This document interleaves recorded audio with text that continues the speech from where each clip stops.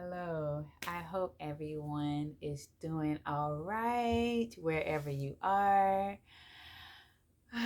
Welcome, welcome. So, I am on day 11 of my juicing slash smoothie detox. I am sitting in front of my unfinished vision board for 2023, which will be completed by the end of this month. I I was craving something more than a smoothie or a juice today around dinner time. And I'm on day 11 of 14. So I'm almost to the finish line. Like I'm almost there. And I am looking forward to my first meal off of this detox. And I am going for some chicken tacos. The very first thing though would be a nice big old salad. So I was thinking about post detox and about like what did I want to do, like how did I want to go about my eating habits and doing better about my food choices. So I had picked up this magazine that I found in my room some time ago. I actually brought it in 2020. That's what the side of the book says. But it's an Eat Healthy book. And I was looking in there trying to see if I could find some recipe. Because you know what? The thing that makes me nervous about post detox is the fact that, eating healthy and being such a picky eater and how I would navigate that because I'm not a foodie person. I am not big on a lot of different flavors or yeah. And I want to change that, but at the same time still enjoy what I'm eating. And I've looked at like raw vegan stuff. I've looked at Mediterranean stuff. I've looked at different just food types outside of just American food. And, some things look decent, some things look good. And they're like mushrooms. It's so much can be done with mushrooms. And I can't get with the texture of mushrooms. Now, granted, I probably I've only accidentally tried, portobellos or baby bellas, and there are like a million and one different mushrooms out there. But I've seen so many recipes, and it's like I love salads, but my salads are so plain. Like it's legit romaine, a little bit of kale, some spring mix, a whole bunch of cucumbers because that's my favorite part of the salad, and I shred quite a bit of carrots in there, some salt and pepper, oil and vinegar, or red wine vinegar, and like usually some Italian dressing, and that's my salad. I don't like those big chef salads with all the meats and the cheeses and all of that stuff. It just doesn't look appealing to me, and a lot of things don't look appealing to me, and that's what worries me is that sticking to just what I like, if I will eventually get bored with it. But I typically don't, because prior to the detox, like I ate the same breakfast every single day without fail, and never grew bored of it. And that's because I knew that I liked it. And I eat like French toast, the frozen kind, which is the processed food. And I know a lot of stuff is processed. We probably couldn't get away from every single processed thing, but the only way to get away from that is to focus on raw foods and making meals with raw foods. Um, I just don't want to get too tied into restricting myself and trying to find something that doesn't fall into certain boxes or labels or categories of foods that are not good for me. And I just don't want to overwhelm myself with that. But I also don't want to go back to eating the junky processed stuff. So it's just trying to, and that's why I'm trying to use this week. This week was to make a list of what I know I do like that's good for me as far as produce. And then like for meats and stuff, I'm already down to chicken. I eat a steak every blue moon, maybe twice a year I'll have a steak. But most of my meats are centered in chicken and seafood. And then I like making ham and cheese sandwiches. I've never had an issue with dairy, and it's just like I've been able to sustain myself on just produce for the last 11 days. So it's like, do you want to reintroduce those things back to your body? It's feeling like a lot. And I want to enjoy my food and not go back to junk food and not feeling like I should eat this or I shouldn't eat this. And I know the journey is mine, and I don't have to adhere to strictly veganism or strictly this or strictly that or, any of those things. But at the same time, I feel great. I feel good. I got energy. I feel more centered, like more present. I just, I can't quite describe all of the feelings, but they are all there. I feel more aware of myself, of my emotions, of my feelings. I feel like, yeah, I can't even, and like even TMI. Well, you know what?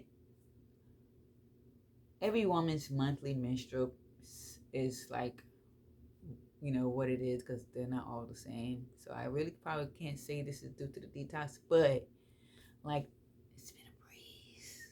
I mean, like just probably one day of mild discomfort, but other than that, it's been like not even there. It's just, yeah. So I don't know if like that's the detox or it's just happening. Like this, spiritual awakening is expanding me to another level, to where like I feel seen, I feel heard, I feel blessed, even through like the troubles that are slowly stirring up. Like today I had court today, dealing with a landlord from our past. And then today I had to turn in my car to the shop at AAA. But, thank God I have some funds to rent a car so we can figure out what's wrong with Sylvia, and just not get too pent up. Like I felt some anxiety coming on before I had to go sit to this Zoom court date. But it was, if you ask me, a waste of time. And so now we have a mediation date later in the future. And all of this stuff started in May 2022, and we still dealing with it in 2023. And I'm just ready to close that chapter. We have moved on. She has her property back, and I just want to close this chapter once and for all.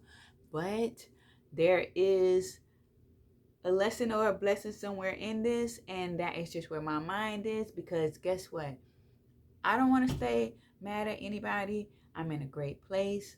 And I just have to move with the flow. Same with the car. Sylvia, I want her to be around for as long as she can stay around, because I like having no car payments. So guess what? Put her in the shop. Let's see what's wrong. Let's get it fixed and move on. I just can't worry about it. I can't worry about what's not in my control anymore. I don't want to worry about it. And this is coming from a previous control seeking individual, and not like with bad intention. It's just that for the sake of me and this ego and the anxiety, I need stuff to go my way. That was the old me. I need stuff to go my way, or it's just not gonna work, or I'm gonna have a fit, or I am going to, my brain is gonna ooze out of my ears. Is how high the anxiety would get. That I feel like it's just gonna melt, and I'm just gonna be in a state of overwhelmedness. I lived in those shoes. I lived within those thoughts, and this Brandy, we don't want no parts. Okay, so we just gonna move with it. We just gonna move. It's so much easier. It's so much easier to just move with the flow of life. It's a hell of a lot easier, because I tell you what I have learned, what I know for sure is that stress, worrying, anxiety, all of those feelings, they aren't going to do anything. They aren't going to change anything. The only thing they're going to do is harm you and your mind and your heart and your health. That's all it's going to do. It's just going to do its work on you. It's not going to do anything past that. So why deal with it? Just fall back. As hard as it may feel like it is to do, because it was hard for me to really just fall back, but it's getting easier and easier, and I'm feeling and seeing the results of just letting it go. I mean, you're still going to reach wherever you're going. I feel like life is made of a lot of forks in the road, and the philosophy with that, just my take on it, is that every moment, every decision is at a fork, but we're all going to the same destination. Our paths are leading us all to the same final destination.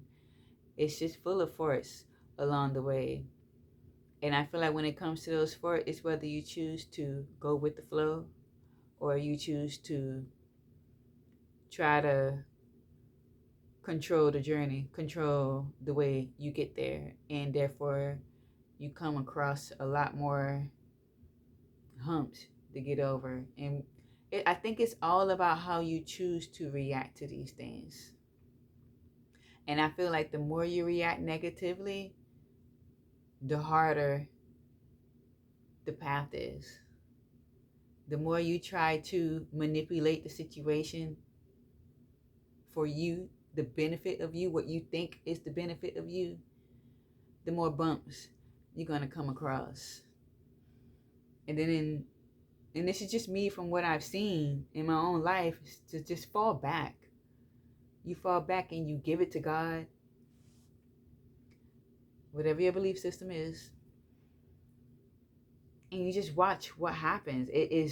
There is good in letting go. And I say that just from being a overly anxious person about everything. And that the power of letting go, I mean, it does wonders.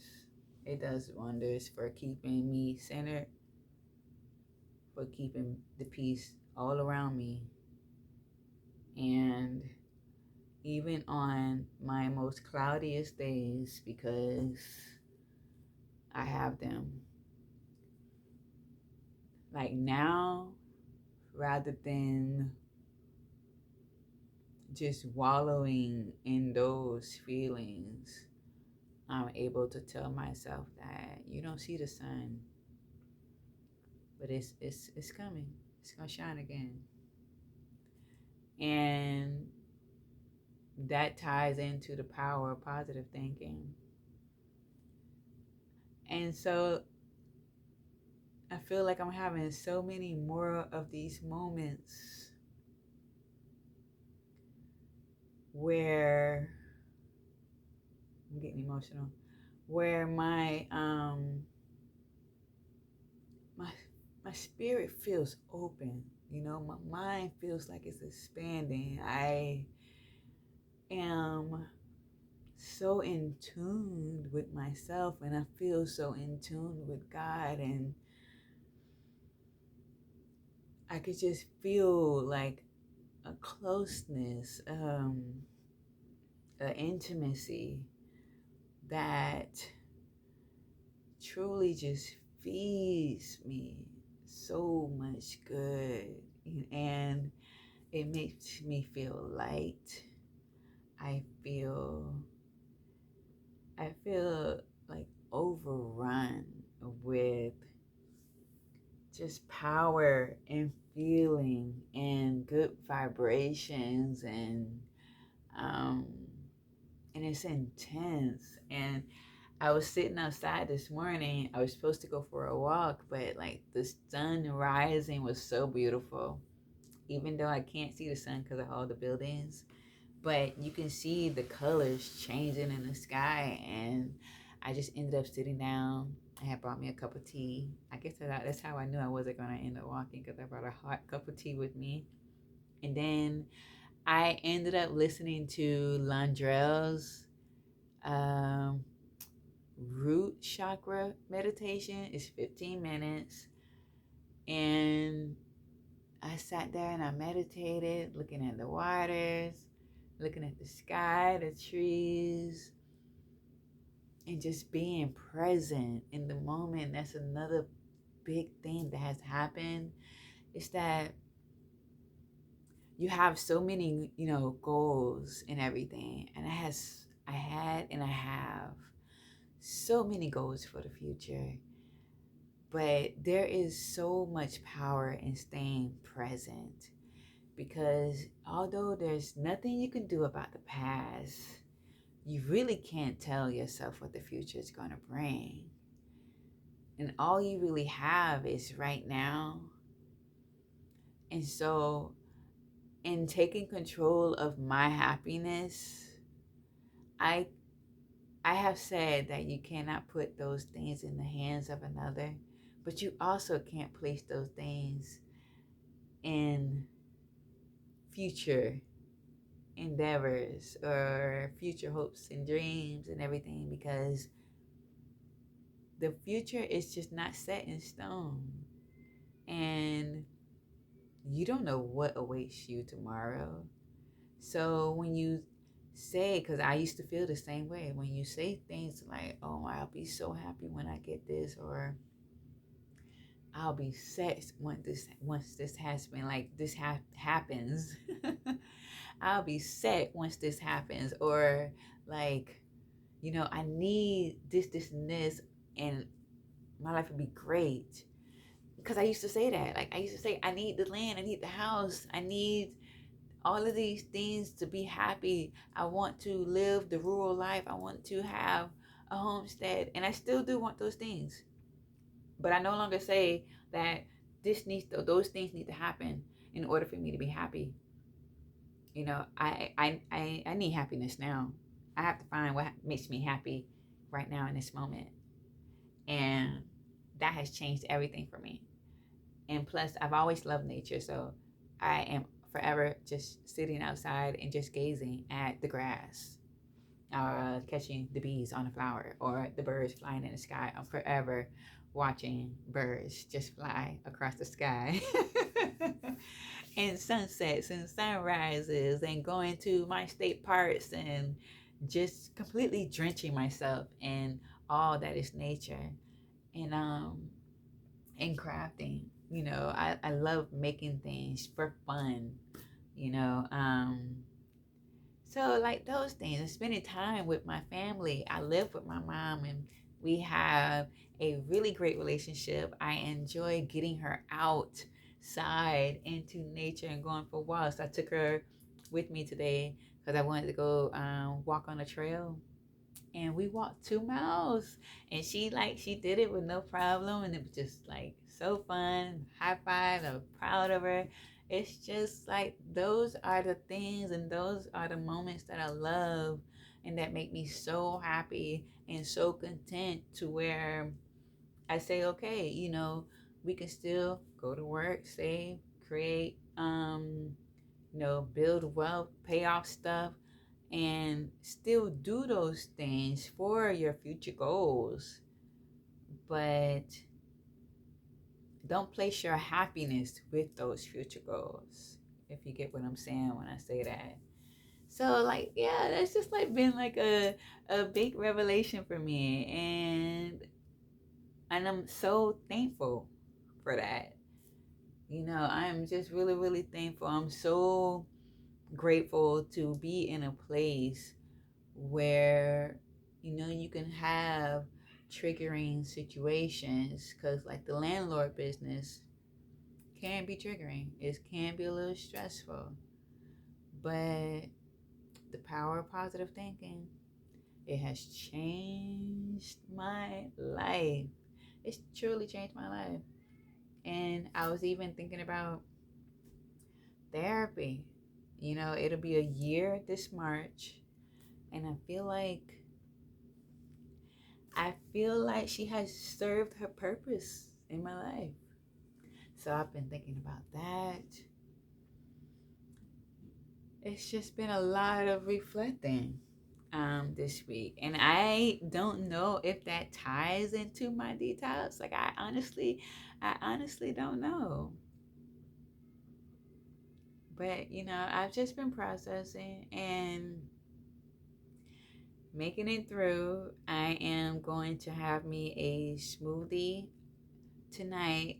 But one thing I am realizing is that for me, drinking so much juice, because some of it I would dilute with water, because I realized that I'm just constantly drinking juice, and I'm not drinking nearly as much water as I was. Like, I'm not even finishing my 64-ounce jug of filtered water in a day. Like, I will probably only drink about 16 ounces of water, and the rest of my day is juice and